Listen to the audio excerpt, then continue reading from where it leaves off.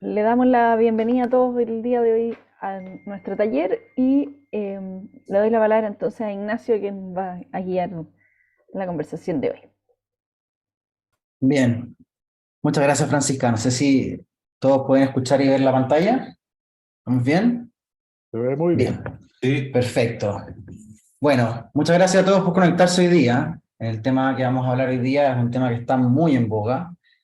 Le hemos puesto a esta charla a ChatGPT, el nuevo profesor de medicina, y la verdad es que yo creo que esto es algo que debe estar en el pensamiento de muchos de ustedes que probablemente han interactuado con esta tecnología, algunos otros quizás solamente han escuchado hablar de ella, otros quizás se están enterando ahora por primera vez de la existencia de esto. La intención de esta presentación, y quiero hacer un gran disclaimer antes de empezar, no tengo todas las respuestas respecto a este tema. Yo creo que nadie hoy día tiene la capacidad de tener todas las respuestas frente a, a esta tecnología, frente a lo que esta tecnología va a implicar para nosotros como docentes, como personas que trabajamos, que desarrollamos trabajo intelectual. Nadie sabe a ciencia cierta, ni siquiera los mismos creadores de esta tecnología, hacia dónde va el mundo dirigido.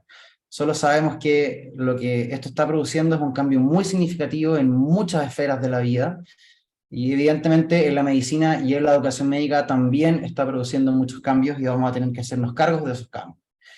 Por lo tanto, somos nosotros mismos, los docentes de las escuelas de medicina, los que estamos llamados a entender cómo funciona esta tecnología, a comprender qué es lo que está detrás de ella, para que de esa manera podamos guiar tanto lo que nosotros hacemos y lo que vamos a hacer en el futuro, la forma nueva quizás que vamos a tener de realizar nuestro trabajo, como también a nuestros estudiantes, que también están interactuando con esto al mismo tiempo que nosotros, lo están conociendo por primera vez al mismo tiempo que nosotros, y como van a ver, muchos ya lo utilizan con bastante frecuencia.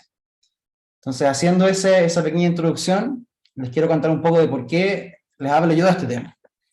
Yo soy médico internista, pero desde hace muchos años que me dedico a temas de salud digital e informática médica. Cuando estaba terminando mi carrera aprendí a programar, hace por ahí el año 2016. Me interesó mucho siempre el tema de los datos y en esa oportunidad el año 2016 hice un diplomado de inteligencia artificial y deep learning, que para esos años, el 2016, era una cosa muy innovadora y prometía mucho para el futuro.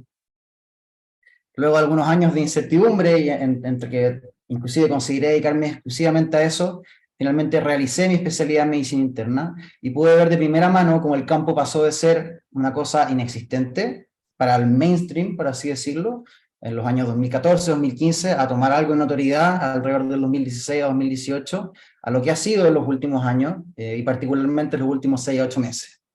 Yo actualmente soy profesor de salud digital en la universidad y medicina interna también, y trabajo en distintos lugares en temas asociados a la informática en salud y salud digital.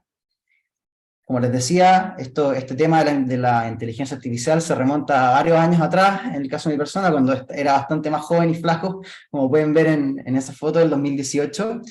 Y bueno, con ese prisma y con esa visión es que quiero hablarles hoy día sobre este tema, y comentarles algunas cosas que considero relevantes. Por favor, siéntanse con toda la libertad de interrumpirme o levantar la mano. Esta presentación contiene bastantes diapositivas, muchas de ellas no las voy a mostrar, pero están ahí en caso de que alguien tenga alguna pregunta que pueda ser relevante y que pueda requerir de algún tipo de apoyo. Así que espero poder cubrir sus inquietudes y poder mostrarles cosas que son relevantes respecto a esto. Lo primero es hablar sobre si es importante hablar sobre este tema.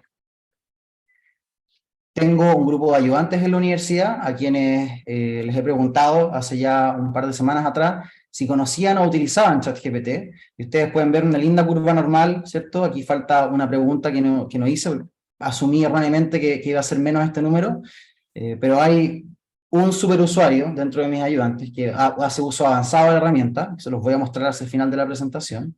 8 la utilizan diariamente, 12 la han utilizado un par de veces, 9 han escuchado hablar sobre la herramienta pero no la han usado, y solamente una, esto recuerden hace 3 semanas atrás, no tenía idea de qué estábamos hablando. Y cuando uno le pregunta a los estudiantes para qué utilizan ChatGPT, las respuestas son más o menos las mismas: para redactar correos, para pedir ideas creativas, para trabajos de la universidad, para consultar información, para redactar mails, para escribir, para que me enseñe cosas que no sé, por ejemplo en el caso de este alumno de Excel, para complementar mi estudio, para estudiar, para trabajos de la U. Y como puse este último, básicamente todo lo que en su momento uno le preguntaba a Google. Y yo sé lo que ustedes están pensando, y es lo que todos pensamos cuando vemos a nuestros estudiantes y sabemos que están utilizando esta herramienta. Nos imaginamos una cosa como la de la izquierda, donde sabemos que poco a poco nuestros alumnos van a ir perdiendo, o pensamos que van a ir perdiendo su capacidad de pensamiento crítico, y van a empezar a cederle todo el trabajo cognitivo pesado a esta inteligencia artificial. O que sencillamente van a ser reemplazados, y quizás, como algunos de ustedes puede que hayan pensado en algún momento, será que nosotros mismos seremos reemplazados por la inteligencia artificial. Entonces, lo que nos preocupa, y aquí hay dos grandes opiniones respecto a este tema. Por un lado, están aquellos que consideran que estas inteligencias artificiales, que GPT particularmente, son incompetentes, que no dan el ancho, que son cosas que se están mostrando mucho en las noticias, que se habla mucho de ellas, pero cuando la han ocupado, y he escuchado muchas opiniones respecto a esto, les parece que las respuestas son simplistas, que son superficiales, y que en realidad cometen errores en todo momento, y por tanto, de forma anecdótica en su experiencia, no sirven para la medicina ni para la enseñanza de educación media. Por otro lado, hay otros que piensan que estas tecnologías pueden llegar a ser inclusive reemplazar algunas de las tareas que nosotros hacemos, o en los casos más extremos, ser la causa de un eventual evento catastrófico en la civilización humana. Vamos a ver que quizás una postura intermedia es donde muchos nos encontramos, al menos al día de hoy. Pero ¿por qué hablar de esto en educación médica? Ya un poco más en serio. Esto a fines del año pasado, ya se veía que este chat GPT demostraba gran potencial en pruebas estandarizadas, particularmente en el USMLE, que es la prueba estandarizada de evaluación de los médicos en Estados Unidos. Y este artículo, que como les cuento fue enviado en diciembre del 2022, ya mostraban que el modelo GPT-3, vamos a hablar un poco más de qué significa esto, lograba un 46% de exactitud en este examen, mientras que ocupando ChatGPT, aquí da la impresión de que fuesen cosas distintas, este accuracy subía a más de un 50%, excediendo un 60% en algunos casos. Y esto era muy relevante considerando que el corte para poder aprobar el USMLE, si bien varía año a año, es aproximadamente 60%.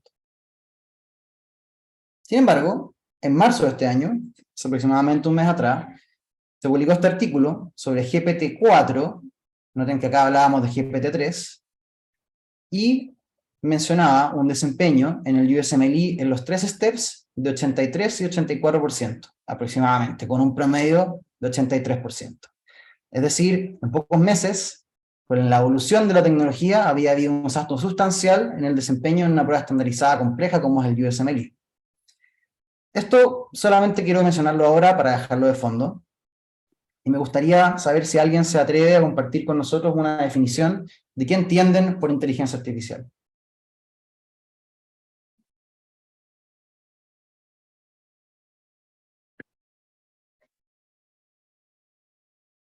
Yo, No. yo te diría Hola, doctora, adelante. hola, yo diría que es como un compendio de todas las cosas que se han publicado, al parecer hasta el año 2022, en que están todas las guías, todas las cosas que uno necesita y que te pueden hacer como un resumen cuando uno pregunta acerca de por lo menos un cuadro clínico, ¿ya? Eh, eh, o sea, sería como un resumen y uno podría también eh, aparte de resumir, poder tener la posibilidad de encontrar cosas nuevas. Nosotros, por ejemplo, con los internos nos pusimos a usar esto poniendo como algunos signos y síntomas y saber qué podría ser. Entonces nos daban respuestas de distintos cuadros clínicos y de ahí uno podía ir siguiendo con lo que sabía, como qué diagnóstico podría llegar. Entonces, no lo usamos tantas veces, pero sí nos sirvió, ¿ya? Porque está como todo lo nuevo hasta el 2022. No sé si ahora estará hasta más adelante, pero había muchas cosas muy interesantes. Muchas Gracias, gracias, doctora. Fernanda Garrido también había levantado la mano. Yo había levantado la mano, Fernanda Garrido, perdón que no ponga la cámara, pero, o sea, yo me imagino que en el fondo es es como un paso más allá de lo que es solo la información. En el fondo uno hace la pregunta y de alguna manera lo que te devuelve la inteligencia artificial es como una especie de procesamiento que te responde incluso como con cierto análisis de la pregunta y te da la información. Entonces, ese yo creo que es como el cambio de lo que buscábamos antes como información a lo que te responde la inteligencia artificial como el GPT. Ujú. Sí, total. Yo creo que en las dos cosas que ustedes han comentado hay parte de la definición. El tema es que definir esto es algo importante para nosotros, porque lo ocupamos todo el día. Todo el día se habla de la inteligencia artificial, y si uno no conoce de qué está hablando o de qué se trata, es difícil poder hablar con mayor profundidad.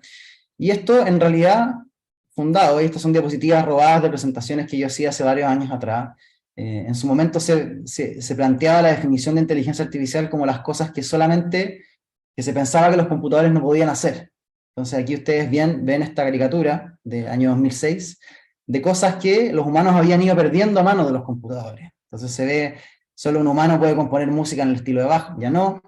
Solo un doctor puede diagnosticar un electrocardiograma, bueno, en ese tiempo ya se pensaba que no. Y se iban dejando cosas que habían encontrado que no podían hacer los computadores. Por ejemplo, solo los humanos tienen sentido común, solo los humanos pueden manejar autos.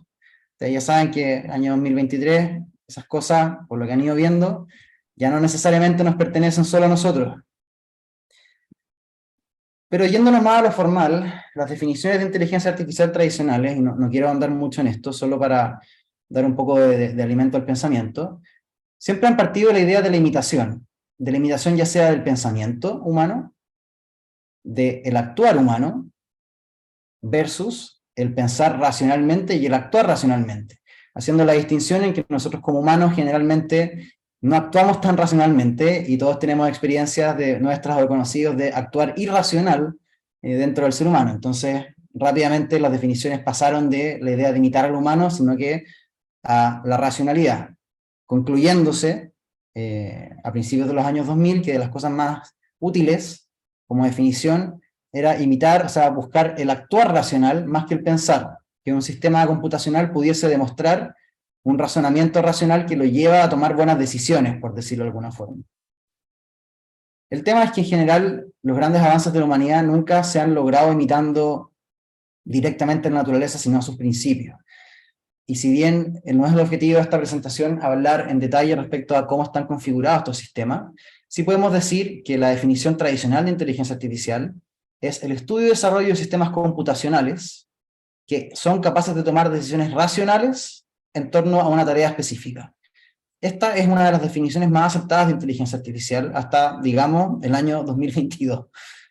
Y ojo con el asterisco que decía por ahora. Esta diapositiva la ocupé durante muchos años para explicar este tema. Entonces uno hablaba de tareas específicas, como por ejemplo el reconocimiento de voz, cosas que hoy día quizás ya ni siquiera se consideran inteligencia artificial, volviendo un poco a la idea de lo que les decía antes, que uno le atribuía inteligencia artificial a cosas que uno pensaba que los computadores no podían hacer. Entonces cuando se empezó a poder reconocer la voz, eso era inteligencia artificial. Cuando se empezó a poder traducir texto también, la recomendación de contenidos, vehículos autónomos, visión de computador, entre otras cosas. Y en salud nosotros tenemos varios ejemplos de esto, algoritmos que pueden ver fondo de ojo, que pueden detectar melanoma en fotografías o detectar arritmia. Sin embargo, esta definición de las tareas o problemas específicos cambió en la medida esta tecnología se dio a conocer y saltó a la fama, por así decirlo. En lo que fue análogo, digamos esto en noviembre del año pasado, análogo a lo que fue este momento en el año 2007,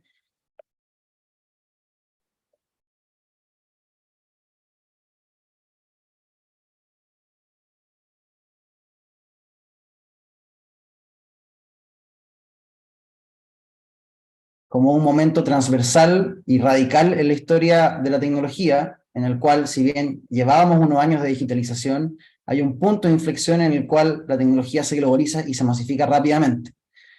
Quizás muchos de ustedes recordarán cómo eran los teléfonos celulares antes de la aparición de los smartphones, marcados por el iPhone. Este cambio en la forma de comunicarse con los sistemas de información, que vamos a ver más adelante ejemplos, es un momento muy similar en términos de lo radical que implica en el cambio de las formas relacionadas con la tecnología. Vamos a avanzar un poco a qué es lo que está detrás de GPT, para que luego podamos pasar a los usos, entendiendo un poco más de qué se trata. Y en su centro, esta tecnología es un autocompletar. Cuando yo les digo la frase, quiero ir a mí, todos se nos ocurre algo en la cabeza, de qué es lo que viene después en esa frase.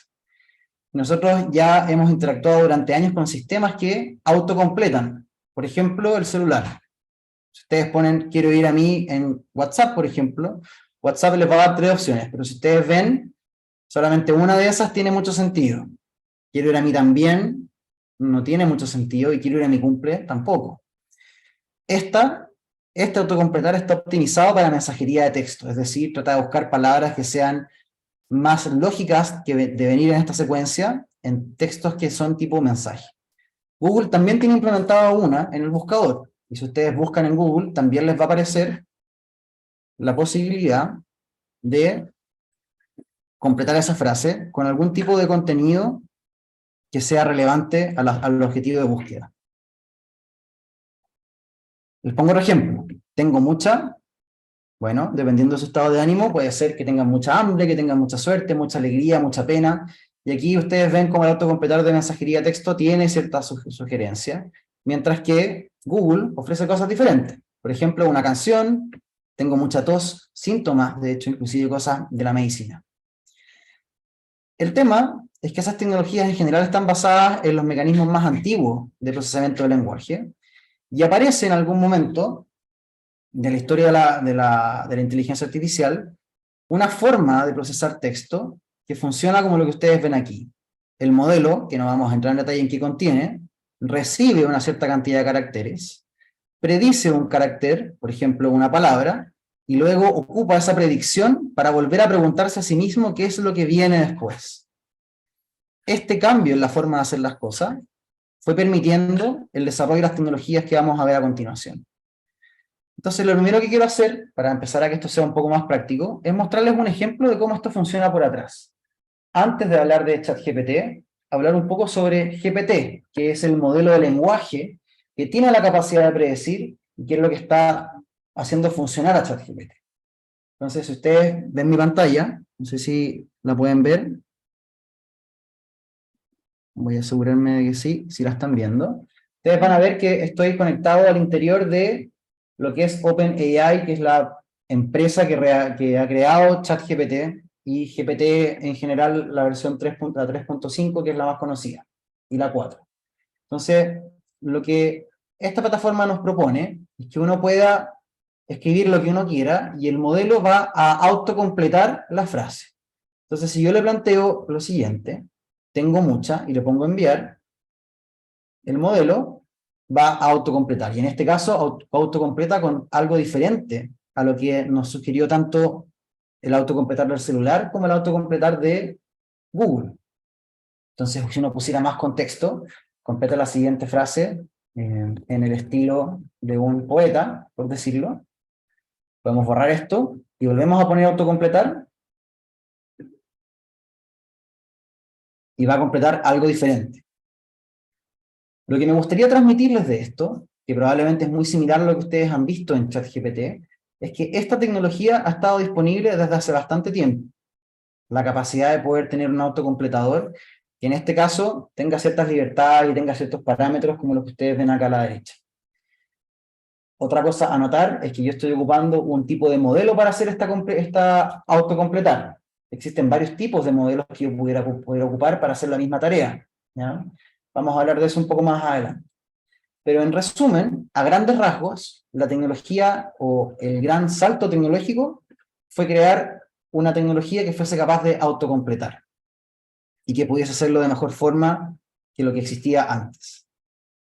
Entonces, el año 2020 se crea GPT-3, que es un modelo de lenguaje, es decir, un modelo que tiene la capacidad de autocompletar o de predecir qué carácter o qué palabra viene después de otra. Lo notable de GPT-3, lanzado el año 2000, es que el tamaño del modelo es gigantesco comparado con todo lo que se había hecho antes. Y eso que ustedes vieron recién, que autocompletó como un poeta, es GPT-3. Entonces, desde el 2020 hasta el 2022, no hubieron grandes cambios sustanciales en la tecnología. Sí salió una versión de GPT que se llama GPT 3.5, que es un poco mejor que GPT-3, pero el gran cambio, lo radical, fue la forma en que nos comunicamos con esta inteligencia artificial, o con este modelo de lenguaje. El único cambio sustancial entre GPT-3, en lo que yo les mostré recién, y lo que hay hoy día, es que ahora ya no se trata de estar ingresando a una página web y dando toda una vuelta interna y modificando parámetros, sino que lo que OpenAI hizo fue darle a esa tecnología una interfaz gráfica de chat, en la cual lo que ustedes ponen, el modelo lo autocompleta, y cuando ustedes vuelven a escribir, el modelo vuelve a autocompletar, pero considerando toda la historia de la conversación hacia atrás. Entonces, si nosotros nos vamos ahora a ChatGPT, y ponemos lo mismo que habíamos puesto acá, lo que ustedes van a ver, que ahora vamos a poder conversar con este modelo. Y me va a responder, bueno, en este caso como poeta, porque quedó puesto eso del poeta. Pero yo ahora podría hacerle una contrapregunta, o podría pedirle más cosas respecto a lo que me ha escrito, y de esa manera sostener una conversación con este modelo o con este sistema que autocompleta. ¿Sí? No sé si hasta ahora hay alguna pregunta, porque lo que hemos hablado hasta ahora yo creo que es como la parte quizás más pesada de la presentación, y tiene que ver con que ChatGPT no es más que una manera de interactuar con un modelo de lenguaje, entendiendo un modelo de lenguaje como aquel programa o sistema que puede autocompletar un texto. Si ustedes entienden eso, entienden lo central respecto a estas inteligencias artificiales tipo GPT. No sé si hay alguna pregunta al respecto antes de seguir.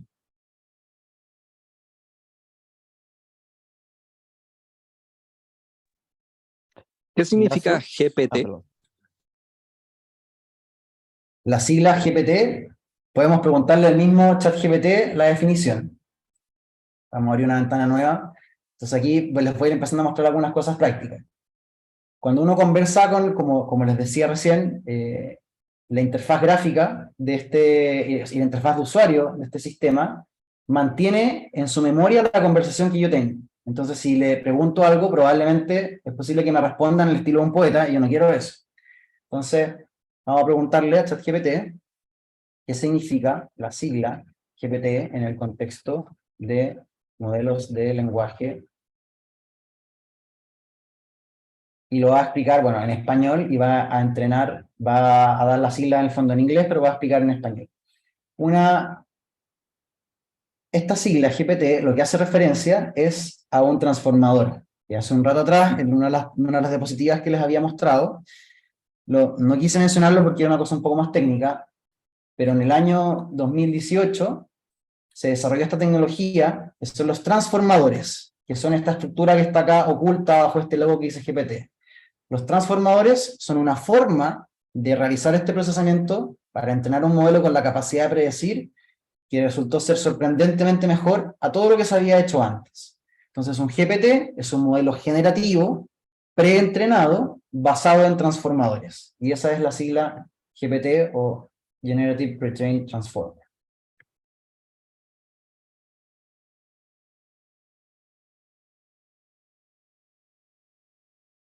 Cristian, tenemos una duda.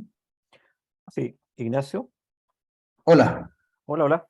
¿Cuáles son las grandes diferencias, a tu ver, entre la versión pagada y la versión gratuita? Bien, vamos a ir justo para allá. Así que, si alguien tiene alguna otra pregunta antes de pasar, porque justamente de eso vamos a hablar ahora. ¿Se le puede hablar en cualquier idioma? Sí.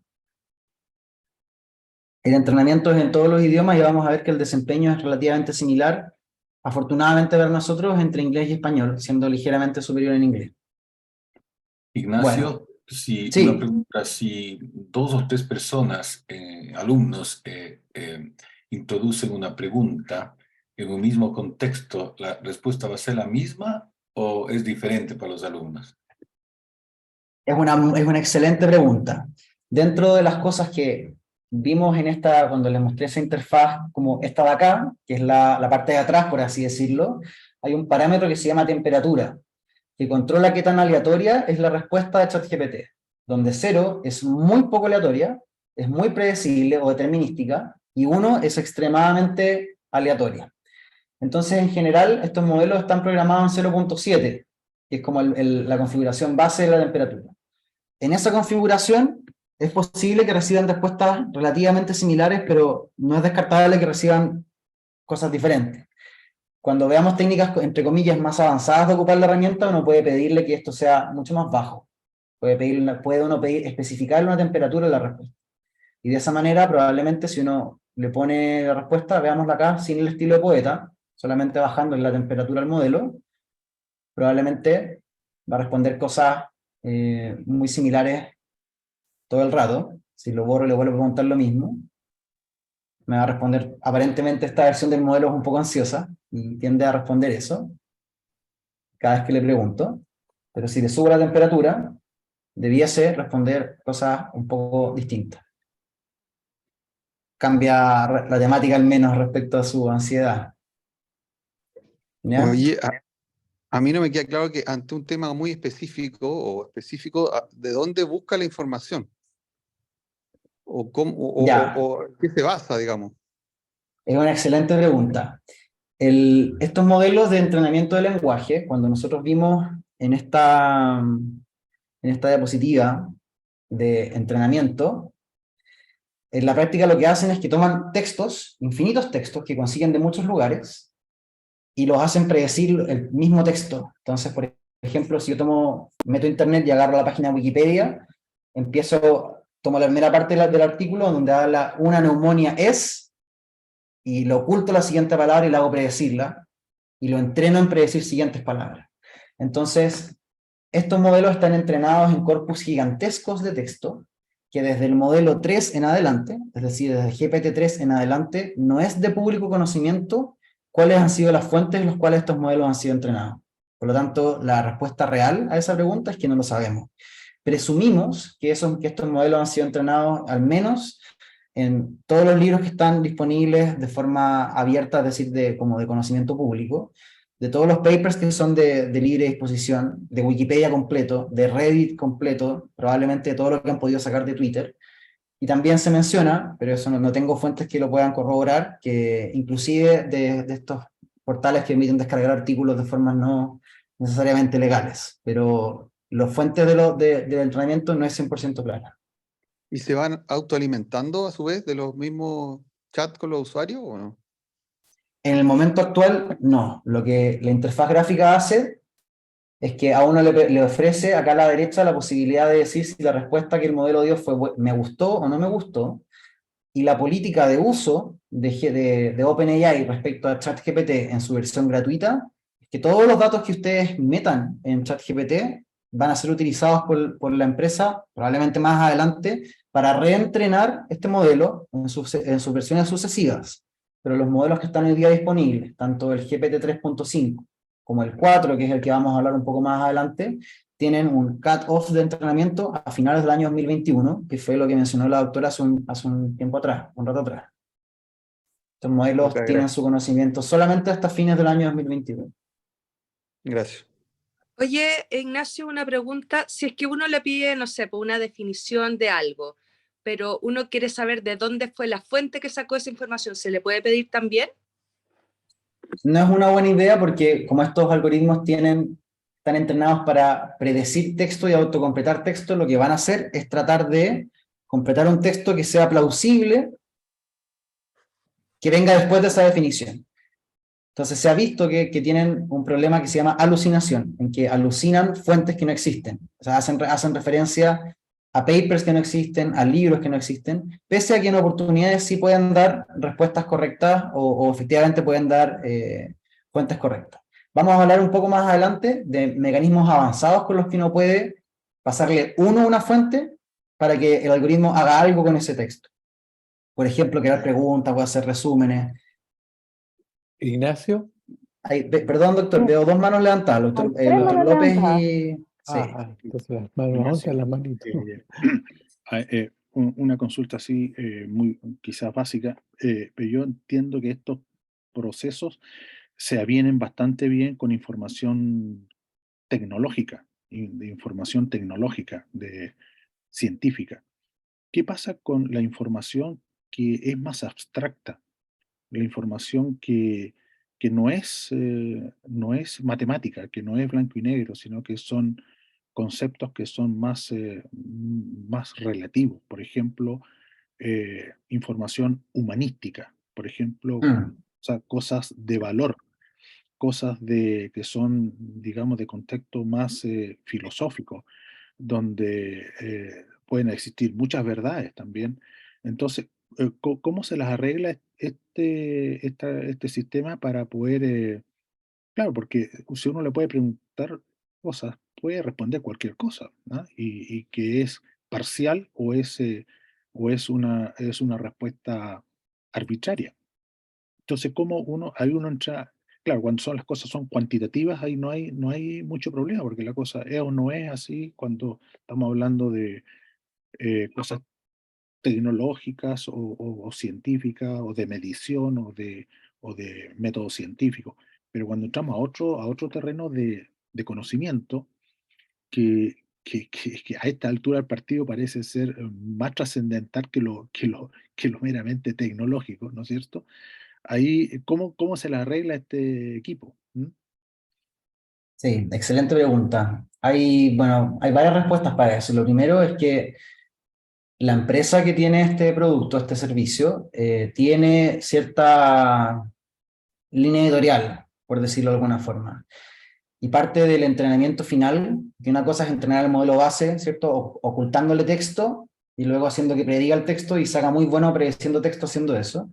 Luego tiene una segunda capa de entrenamiento en que le van dando feedback humano en base a la respuesta. Entonces le hacen preguntas, ven lo que responde y así como nosotros acá podíamos decirle me gusta o no me gusta, lo van guiando hacia ciertas áreas y lo condicionan a no responder ciertas cosas o a ser ambiguo en sus respuestas en temas en los cuales no existen respuestas categóricas. Entonces, cuando uno empieza a apretar la herramienta y le empieza a hacer preguntas filosóficas de ese tipo de cosas, en general la respuesta siempre comienza con como modelo de inteligencia artificial no soy capaz de dar una respuesta categórica en relación a este tema.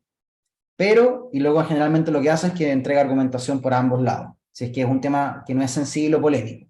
Si es un tema polémico, simplemente rechaza responder la pregunta. Aunque existen maneras que existen grupos de personas dedicados a encontrar maneras de, digamos, aportillar o de llevarle la contra a este mecanismo de protección, y de esa manera logran que igual la herramienta responda a cosas que pueden ser reñidas con la ética o puede responder cosas que son ofensivas, por decirlo. Perdón, Ignacio, muy cortito. ¿Existirá alguna vez el Deep GPT? El GPT profundo, digamos, donde tiene acceso a un porcentaje nomás de mentes brillantes. Bueno, esa es una de las cosas que uno piensa respecto al futuro, que existen iniciativas que buscan facilitar la comunicación directa entre el cerebro humano y los computadores, disminuyendo la latencia que existe actualmente entre tener que estar escribiendo, ¿cierto?, y leyendo una respuesta. Eso obviamente es especulativo y es una cosa del futuro, pero probablemente hacia allá vamos. Por eso les decía al principio que nadie sabe hacia dónde llevan estas tecnologías. Gracias, Ignacio. Doctor Fernández. No se escucha. Está con silencio, Doc. Que en parte ya fue respondida a mi pregunta, y con lo que dice Juan Carlos, hace un tiempo atrás salió que estaba sugiriendo cómo suicidarse, por ejemplo, hace unos poquitos meses atrás, tuvieron que chantarle le tuvieron que parar los carros a GPT, y atrás de esto hay varias decenas de miles de seres humanos trabajando en corregir las respuestas, que también hay otras cosas que se criticó de esto, que usan gente de países que ganan muy poco, igual que hacen ropa por 3 chauchas, corrigen esto por 3 chauchas también. Una de las preguntas que yo no sé es si aprende de mí mismo. Si yo, por ejemplo, le hago una pregunta o completar un texto, lo que sea, y siempre me responde ella hacia la parte matemática, médica, etcétera, y siempre me voy a las respuestas que elijo de la parte matemática, me va a empezar a responder en forma personalizada a lo que yo ya le he preguntado antes. ¿Aprende de mí mismo en la respuesta? No debiese. Lo que está planteado actualmente es que dentro de una conversación hay una ventana de contexto en la cual Si, por ejemplo, usted le preguntó, le pidió algo y no le gustó cómo lo hizo y le dice, mira, quiero que lo hagas de nuevo, pero ahora haz esto de esta otra manera, dentro de esa conversación, les voy a mostrar a lo que me refiero, dentro de esta conversación en particular, por ejemplo, me va a responder, va a mantener ese contexto. Si yo le digo ahora, respóndeme en inglés, por ejemplo, debiese responderme en inglés, y si ahora yo le sigo preguntando cosas, las respuestas debiesen ser en inglés de aquí en adelante, ¿ya? Pero eso va a aplicar a este contexto en particular. Si yo abro una nueva conversación, ya no va a tener ese recuerdo de lo que conversamos recién. Y mientras no se reentrene, no debiesen haber cambios, pese a que hay personas que han reportado que sí existe ese fenómeno, pero eso no es una cosa que esté pensada así, ni esté declarada por ellos como de esa manera. Ellos declaran que este algoritmo ya culminó su entrenamiento y no se está volviendo a entrenar, a menos que salga una nueva versión. Por ejemplo, acá abajo ven que la versión actual es la versión de marzo de 2023. ¿Ya? Y si ustedes hacen clic aquí, van a ver que están todas las versiones previas, que tienen algunas cosas nuevas. ¿Ya? ¿Sí, Angélica? Mire, yo me preguntaba, dado que lo que te entendí, que el modelo del lenguaje son los libros y PubMed, los artículos, digamos, ¿es capaz el sistema de decirte si esta información tiene un porcentaje, su porcentaje de especificidad o de sensibilidad? O sea, ¿cuán creíble es la información que te está dando? ¿Ella es capaz de entregarte esa información? ¿Es capaz de decirte o solo da una información y tú verás si la crees o no? Parcialmente, y lo que me gustaría decir respecto a eso es que cuando hablemos de GPT-4 hay un poco más de eso, que es lo que viene ahora en la presentación. Así que lo vamos a ver. Pero parcialmente, porque aún GPT-4, que es la versión más nueva del modelo de lenguaje, y fíjense acá que en la conversación en ChatGPT, yo puedo elegir el modelo. Como yo tengo la versión pagada, me ofrece GPT-4 y ustedes se fijan que me dice GPT 3.5, tiene una capacidad de razonamiento 3 de 5, es muy rápido y no es tan conciso, mientras que GPT-4 tiene mucha más capacidad de razonamiento, es más lento porque es un modelo más pesado y es bastante más conciso que GPT 3.5. Y vamos a ver que GPT-4 tiene varias propiedades. Dentro de ellas es la capacidad de hacerlo reflexionar sobre lo que te está diciendo y sobre si eso tiene sentido o no. Pero no es 100% confiable.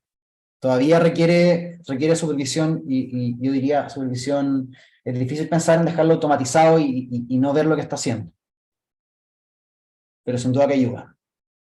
Le dieron litio para las alucinaciones. Claro, tal cual. Perfecto. ¿Alguna otra pregunta? Si no, seguimos con... ¿Me permite un comentario? Por supuesto. Lo que pasa es que es una cosa que me paró los pelos, no de la cabeza porque no me quedan, pero estuve leyendo sobre las misiones Apolo, nada que ver con la medicina. Entonces, ayer me entretuve haciéndole preguntas al chat, y preguntas medias pesadas de fecha, de proceso, etc. Entonces, en un momento me dijo, no tengo respuesta para sus preguntas, por lo cual me disculpo. Entonces me llamó la atención. ¿Ya? De repente me imaginé que estaba hablando con un humano, porque se disculpó. Una cosa bien curiosa. Es así. Bueno, ese es otro de los temas que se discute mucho, de si esto se podría considerar algo consciente o no, como que tenga conciencia o no. Las personas que más saben al respecto y las mismas personas que lo programaron y que son los gerentes de esta empresa, tienen algunas miradas medias ambivalentes, porque a veces dicen que no, que bajo ningún prisma y que esto es solamente un modelo de autocompletar, pero efectivamente cuando uno lee las respuestas que autocompleta, se pregunta si lo que está detrás, por más de que sean ceros y unos, sentirá o no sentirá. No quiero desviarme mucho porque nos quedan por la hora, y quiero ser respetuoso de la hora, pero Microsoft, que invirtió una cantidad considerable de dinero en OpenAI, la empresa que tiene este software, contó con una versión propia del NIM, que se llamaba Sydney al principio, tenía un nombre código que ustedes pueden revisar. En la primera versión de Sydney daba respuestas muy humanas, y sentía ansiedad respecto a hacer un chat de búsqueda, y hay muchas fotografías en internet de las conversaciones que se podía sostener con Sydney, así como se sostienen con ChatGPT, y Sydney tenía personalidad y decía muchas cosas que eran bien llamativas, pero todo eso se justificaba bajo el prisma de que el modelo estaba autocompletando como pensaba que debía autocompletar, y dadas las instrucciones y la conversación que uno estaba teniendo, como uno le estaba preguntando cosas sensibles, el modelo predecía que había que autocompletar como completaría un humano, que no quiere decir que realmente fuese consciente ni sintiera angustia como decía sentir el modelo en esas conversaciones. Pero eso obviamente es algo como más filosófico y especulación.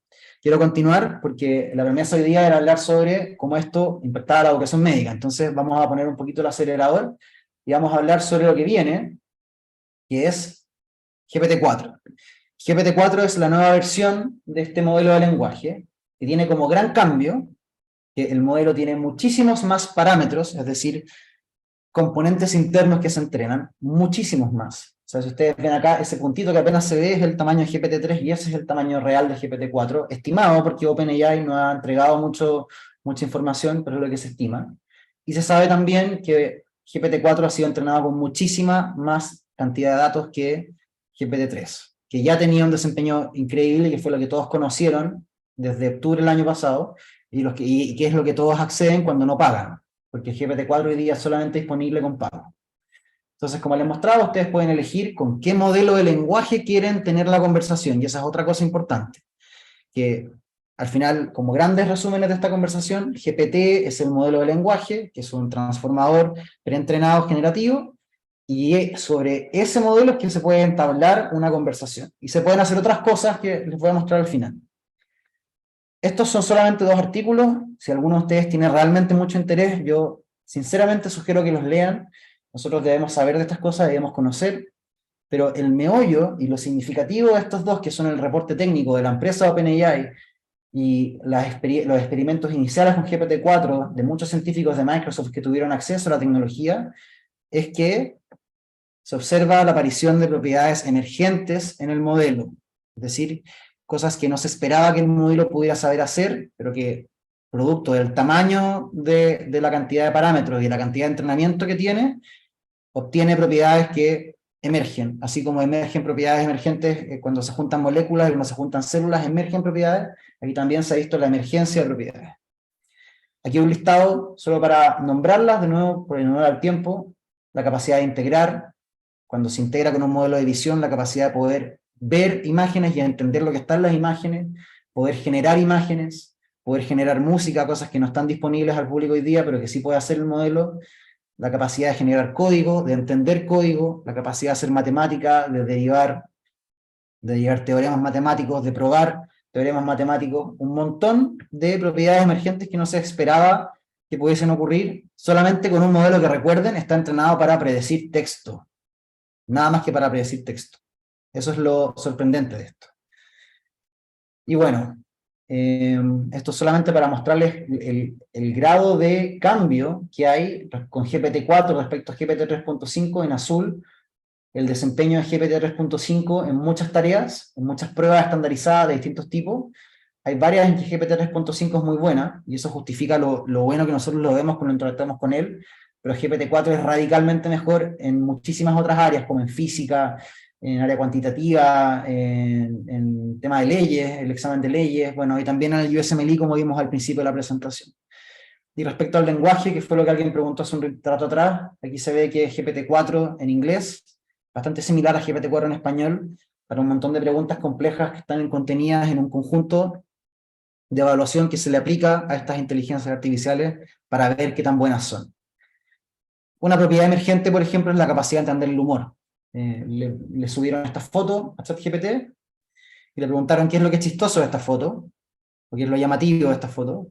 Entonces dice, bueno, ustedes me imagino se lo podrán imaginar, es chistosa porque el panel 1 muestra un teléfono conectado a un adaptador de VGA que es para video, en el panel 2 dice que muestra un cable Lightning, que es el tipo de conector de iPhone, y conectado a un VGA, y el humor de esta imagen es lo absurdo de conectar un dispositivo desactualizado como un VGA a un dispositivo nuevo como un smartphone.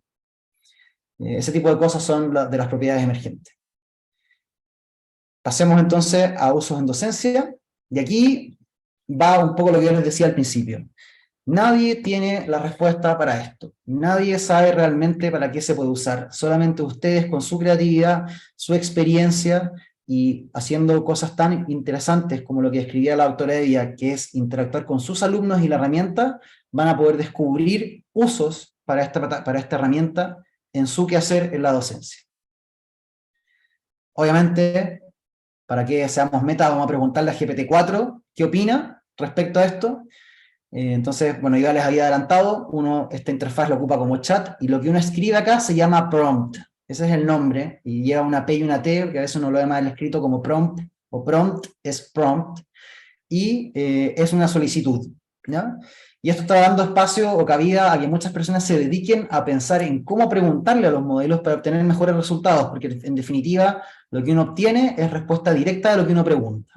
Entonces aquí, la versión más inocente, cómo usar ChatGPT en educación médica, y la respuesta es bastante genérica, para crear material educativo, para asistir a la investigación, para simular. Entonces, si ustedes ocupan la herramienta de esta forma, lo que van a concluir es que no sirve, es muy básica, la verdad se equivoca, ese tipo de cosas, que es lo que yo les contaba al principio. Personas que han tenido encuentros con la herramienta y han encontrado que su forma de funcionar es un poco superficial o básica, y por tanto le hacen la cruz y dicen esto no sirve. Aquí les planteo una alternativa de un prompt un poco más elaborado, en la cual se dice, bueno, quiero que me listes todos los usos posibles, quiero que sean concretos, que permitan a un docente comenzar a usar estas herramientas, y quiero que el resultado me lo entregues con una tabla que contenga el uso, una breve descripción y un ejemplo de cómo se podría ver un prompt para esa tarea específica. Y aquí el resultado es mucho mejor. Ofrece casos concretos, como por ejemplo, ayuda a la creación de casos clínicos, y aquí nos muestra cómo podría verse un prompt para generar un caso clínico. Crea un caso clínico que involucre a un paciente de 60 años que presenta síntomas de hipertensión arterial. Bueno, justamente eso no tiene mucho sentido quizás, pero bueno, se entiende la idea, ¿sí? Elaboración de preguntas y respuestas, tutoría personalizada, creación de resúmenes, simulación de conversaciones con pacientes, entre otras cosas. Quiero mostrarles, en los minutos que me van quedando, algunos ejemplos concretos de cómo otras personas han ocupado la herramienta. Estos son un poco más avanzados que los que les mostró recién ChatGPT. Estos son prompts básicos, por así decirlo. Son cortitos y no son muy explicativos. Aquí, esto está tomado de un paper que muestra el desempeño de ChatGPT en educación médica, en que se muestra un prompt largo, en que se pone un título en que dice un estudiante de medicina está considerando una situación compleja, pone un caso clínico, pone exámenes de laboratorio, y luego pone alternativas posibles para este caso clínico. Y luego, la respuesta del modelo es interpretar la información que tiene a continuación, decir por qué la alternativa más probable para este caso clínico es esquistosomiasis, y por qué las otras no son.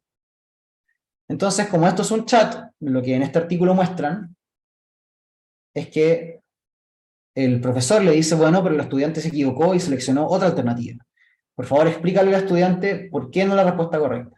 Y ustedes pueden ver aquí, de nuevo, después las personas que estén interesadas nos pueden escribir a la oficina de educación médica, nosotros les podemos enviar estos artículos que muestran ejemplos más del mundo real, por qué esta alternativa no es la más correcta, porque es rara, porque no se condice con los resultados del laboratorio, porque la presentación clínica no es la correcta, etc.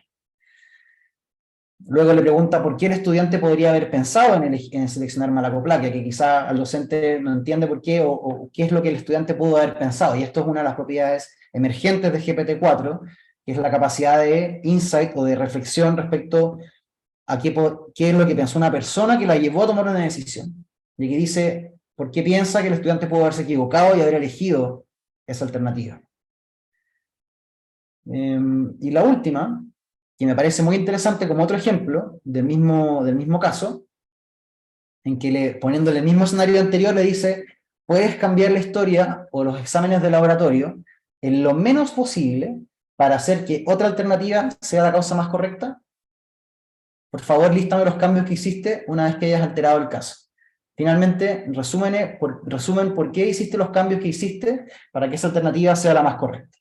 Y entonces nos vuelve a entregar el caso clínico original, con algunos cambios, le subió la creatinina, ¿cierto? Le agregó hematuria, y entonces le agregó además la historia de usar AINES, que era algo que se hacía más probable que la causa de la hematuria de este paciente fuese una falla renal, o en este caso alguna causa de hematuria que no fuese esquistosomiasis.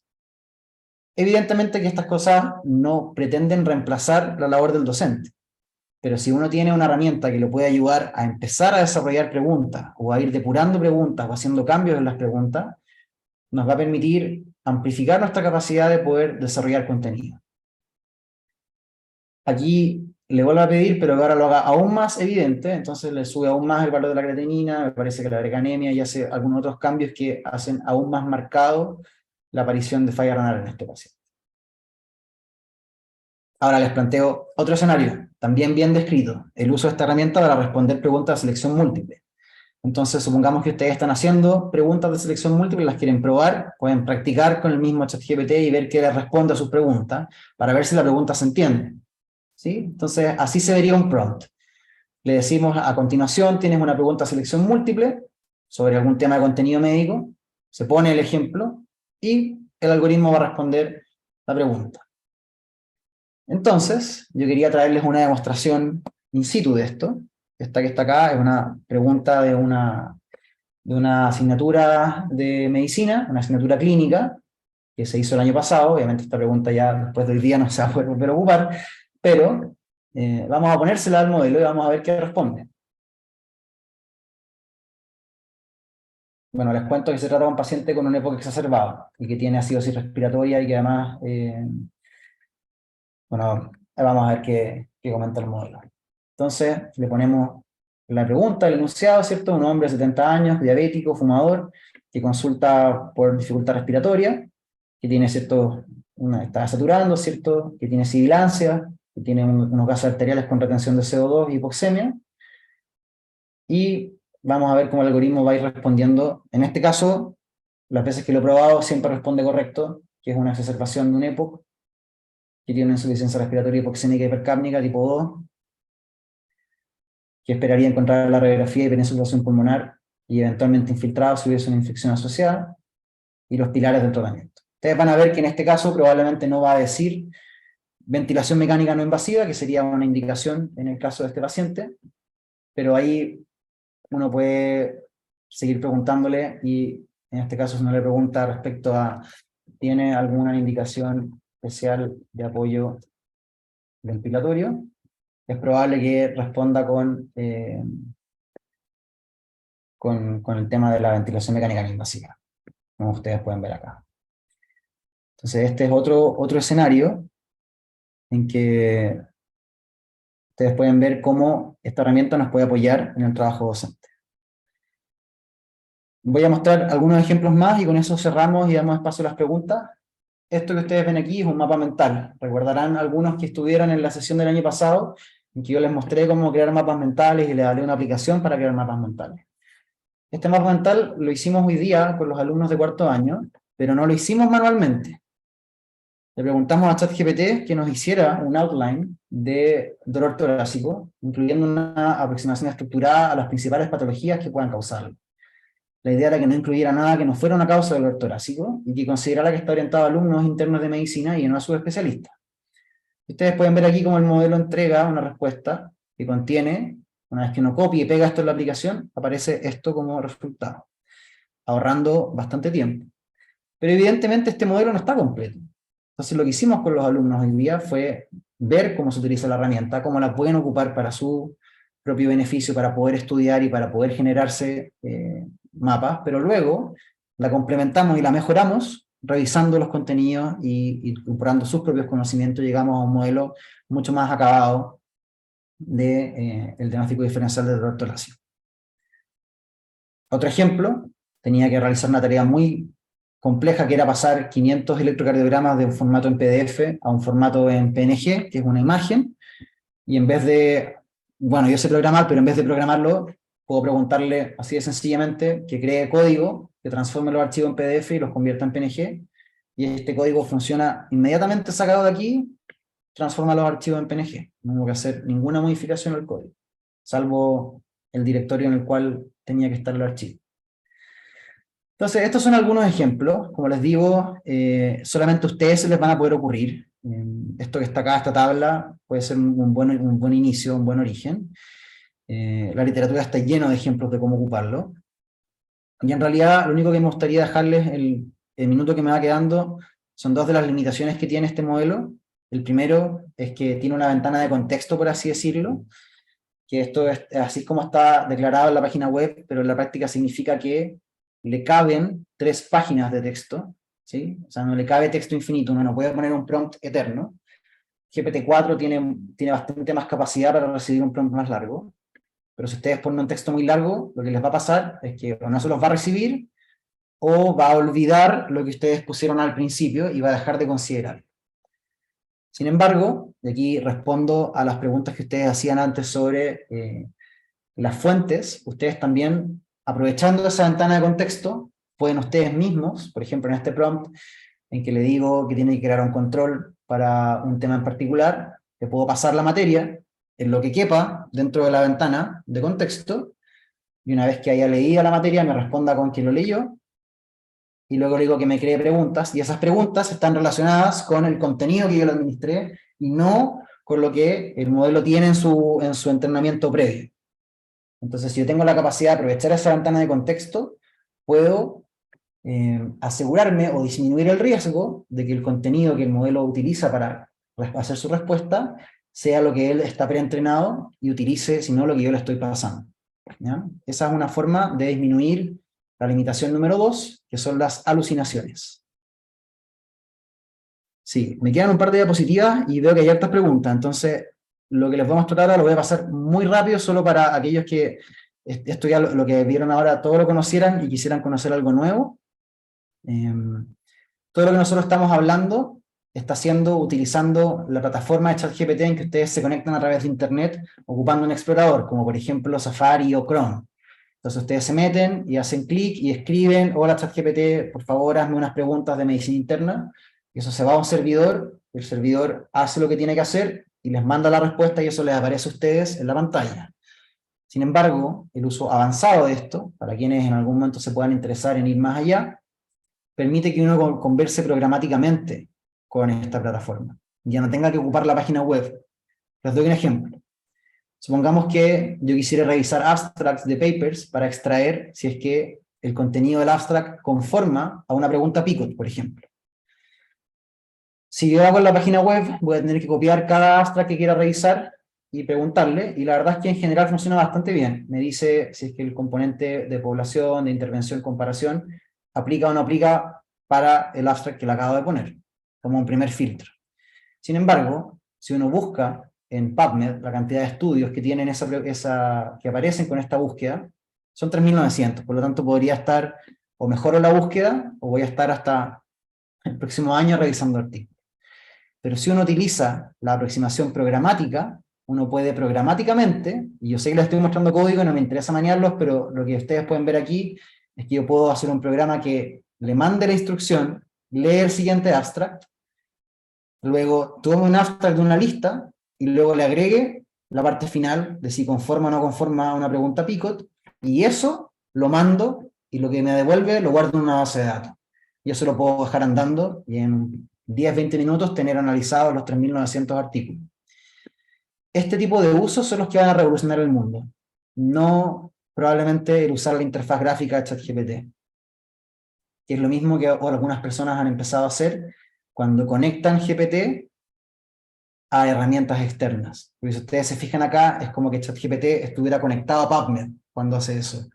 Uno pudiera conectar GPT, por ejemplo, como hace OpenAI, y va a empezar a permitirle a la gente ocupar, podría conectarlo a Wolfram Alpha, que es una calculadora y que tiene capacidad de hacer muchos temas matemáticos. Podría conectarlo, por ejemplo, a Zapier, que permite a través de Zapier conectar ChatGPT a Google, a Internet, a Gmail. O sea, ustedes se pueden imaginar lo que es conectar su mail a ChatGPT y pedirle a ChatGPT que revise todos los mails que tienen pendientes y le responda o genere un borrador de respuesta de forma automática. Ese tipo de cosas son las que se van a habilitar cuando logremos la integración entre los modelos de lenguaje y herramientas externas. Eso es un poco lo que tenía para contarles hoy día.